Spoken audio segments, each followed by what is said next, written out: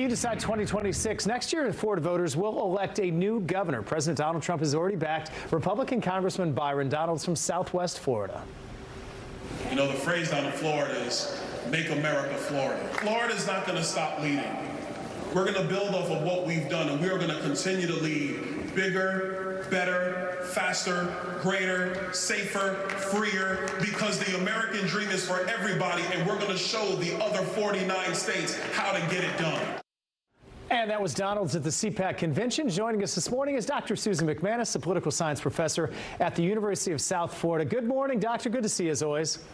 Good morning. So Byron Donalds' star has been rising. The president's endorsement likely designed to limit the field. Your reaction to that, because we're still over a year out before the primary. Well, he certainly dashed the hopes of some of the others that were thinking of jumping in. It's still a long way till August of next year, but the bottom line is everybody in Florida remembers the impact of Donald Trump's endorsement of DeSantis to begin with against a very popular Adam Putnam that everyone thought was going to win. So getting an early blessing from Trump, and of course Byron isn't doing anything to tamp down those ideas that he's going to run, so we shall see. But and you mentioned DeSantis. Sorry to interrupt you there. It's interesting that we don't know how Trump and DeSantis' relationship is, but this comes a week after there's a poll showing Casey DeSantis doing well. So what about that timing, and what are her chances? Because she did well in that poll. Well, these polls are not including the same number of people or the same names, so they're really not comparable. But a recent one by the University of North Florida did show Casey DeSantis at the head of the list against a list that included Donalds and Matt Gaetz and others, Wilton Simpson and so forth. The one that showed him heavily ahead only had 4 people, and it didn't include the people I just mentioned. So there you go. The polls are not comparable. But Casey DeSantis, of course, is very popular with Floridians.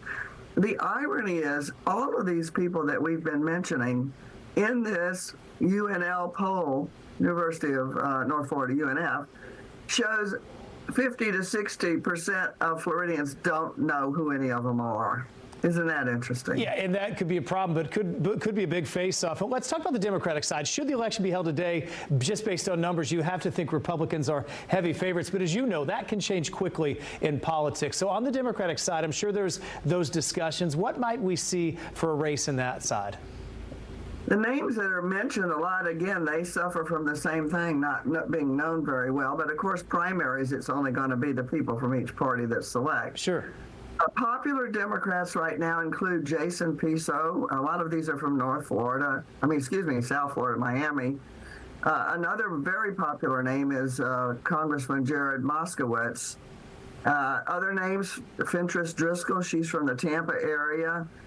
And, even Anna Escamani is mentioned sometimes. So you got a whole list of names there.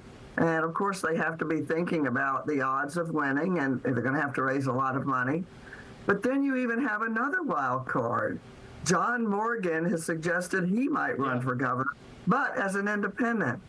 So this is a race that's everybody's throwing their names, trying to get in a poll, see how well they do, how many people like them, how many people don't, how many people don't know who they are.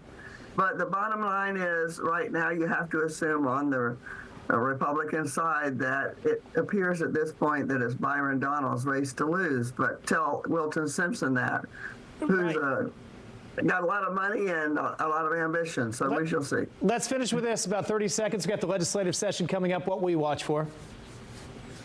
Clearly going to watch for what they're going to do on housing affordability and insurance, without question. Those are the top 2 issues. And probably a lot of attention is going to be focused on education and health care. All right, well, I could talk politics with you all day, but I'd get in big trouble if I did that. So, Dr. Susan MacManus, always good to have you on. Thanks for being our guest. Thank you very much for having me. Of course, she's a political science professor at the University of South Florida. We will talk about this plenty as we get closer to next year.